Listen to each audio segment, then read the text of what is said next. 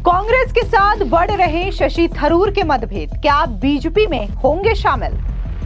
शशि थरूर को केरला कांग्रेस ने क्यों बताया झूठा? शशि थरूर का दावा, कांग्रेस ने मुझे केरल उपचुनाव में प्रचार के लिए नहीं बुलाया। कांग्रेस ने शशि थरूर के दावों को किया खारिज, बताया झूठा।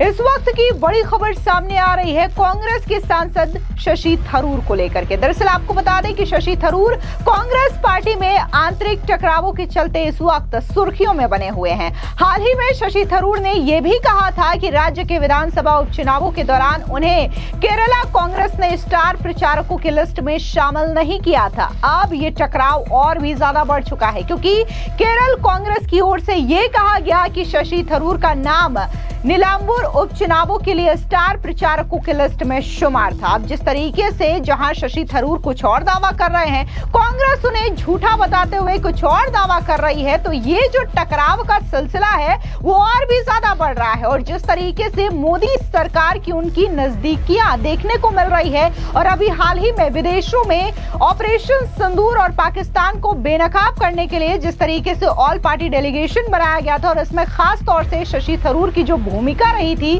उसके बाद से इन चीजों को लेकर के अटकलें और भी ज्यादा तेज हो चुकी है कि क्या शशि थरूर कांग्रेस छोड़ करके बीजेपी में शामिल होंगे। क्योंकि जब शशि थरूर ऑपरेशन सिंदूर को लेकर के बातें करते हैं, इसे भारत सरकार की एक सटीक कार्रवाई बताते हैं, तब कांग्रेस पूरी तरीके से बौखला जाती है। और कांग्रेस के नेता उदित राज शशि थरूर को बीजेपी का सुपर प्रवक्ता बता देती है, जबकि शशि थरूर उस वक्त देश की बातें कर रहे थे, ना कि कांग्रेस पार्टी की। शायद ये बातें कांग्रेस पार्टी को रास नहीं आ रही है, और अब इसी वजह से कांग्रेस पार्टी के साथ उनके मतभेद लगातार बढ़ते जा रहे हैं, जो कि इस वक्त राजनीतिक गलियारों में सुर्खियों का विषय बना हुआ है। बता दें कि इस मामले में केरला कांग्रेस यूनिट के प्रमुख या सनी जोसेफ ने कहा कि शशि थरूर का नाम नीलांबूर उपचुनाव के लिए स्टार प्रचारकों की लिस्ट में था। उन्होंने तिरुवनंतपुरम लोकसभा से सांसद शशि थरूर के दावे को खारिज किया और कहा कि उनका नाम पार्टी की आधिकारिक सूची में लिखा हुआ था।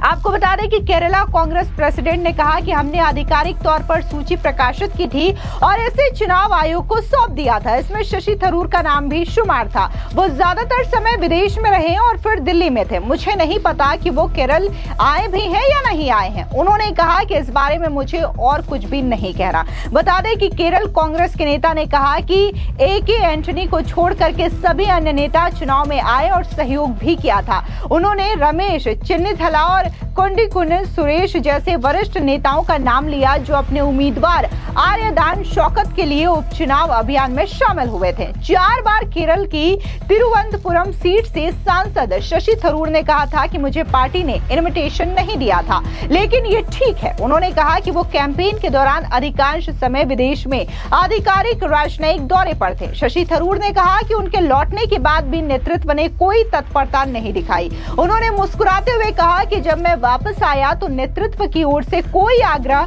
या मिस्ड कॉल नहीं आया, मुझे आना चाहिए। थरूर ने गुरुवार को फिर से कांग्रेस के शीर्ष नेतृत्व के साथ मतभेद की अटकलों को कमतर आंकते हुए कुछ मतभेद की बात स्वीकार की है। इस बीच बीजेपी के प्रवक्ता शहजाद पूनावाला ने साफ तौर से कांग्रेस पर जोरदार तरीके से हमला बोला, और उन्होंने शशि थरूर के स्टेटमेंट को लेकर के कहा कि जो लोग कांग्रेस परिवार की बात नहीं करते, वो कांग्रेस की आंखों में खटकते हैं।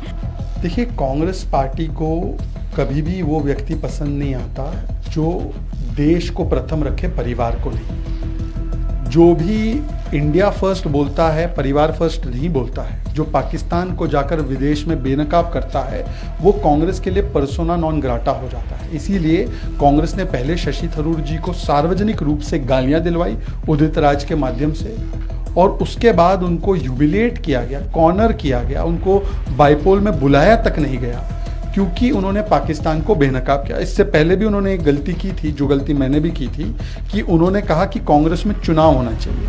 अब कांग्रेस खड़गे जी को अध्यक्ष बनाना चाह रही थी, थरूर जी ने क्योंकि वहाँ पे कंटेस्ट करने का प्रयास किया तो परिवार तब से ही उनके प्रति एक आक्रोश और गुस्से का भाव रख रहा था और ये कांग्रेस आज टुकड़े टुकड़े हो चुकी है। अब देखिए केवल ये शशि थरूर वर्सेस कांग्रेस केरला में नहीं चल रहा, हिमाचल में प्रतिभा जी बनाम सुक्खू जी, राजस्थान में गहलोत बनाम पायलट, कर्नाटका में डीके शिवकुमार वर्सेस सिद्धरमैया, जहां भी कांग्रेस है और खास करके सत्ता में है वहां पर ये लड़ाई, ये टुकड़े टुकड़े चल रहा है। तो ये दिखाता है कि कांग्रेस पार्टी को merit, performance and India first वाला कोई भी ठीक नहीं लगता। आपको बता दें कि हाल ही में शशि थरूर एक सर्वदलीय दल के साथ 5 देशों के राजनयिक दौरे से लौटे हैं, जिसमें ऑपरेशन सिंदूर के बाद अमेरिका में हुई बैठकें भी शामिल है। उस दौरे के बाद शशि थरूर ने प्रधानमंत्री नरेंद्र मोदी से मुलाकात भी की थी। मुलाकात के बाद क्या कुछ कांग्रेस के सांसद शशि थरूर ने कहा था, सुनिए उनका ये बयान। He saw this as an opportunity to thank the delegations for their service. We all sort of chatted with him in a very informal way. It was not a formal meeting at all. There were no formal speeches or even those of us who had given him our reports on the trip did not present those reports or speak to them particularly. Sir, how was the interaction with the Prime Minister? He also shared the picture with you as well. What was being talked about, sir? I haven't seen the pictures yet, but he certainly was very, very pleasant to all of us. I think he saw this as an opportunity to thank the delegations for their service. And he was very pleasant. He spent more than an hour with all of us, an hour and a quarter. He walked around the lawn to different tables, talking to different groups of people. We all sort of chatted with him in a very informal way. It was not a formal meeting at all. There were no formal speeches or even those of us who had given him our reports on the trip did not present those reports or speak to them particularly. But it was a good, lively, informal conversation. Anything specific he wanted to know or you shared with him? No, we all shared lots of things with him, and I'm sure that in the fullness of time some of this will be apparent. But one general proposition I've noticed is that in every country, people came back saying this was a very good idea, that countries appreciated having members of parliament come and visit them. And we all suggested we should make a practice of this more often, sending MPs to engage with legislators in other countries. And the Prime Minister certainly seemed to take that idea on board.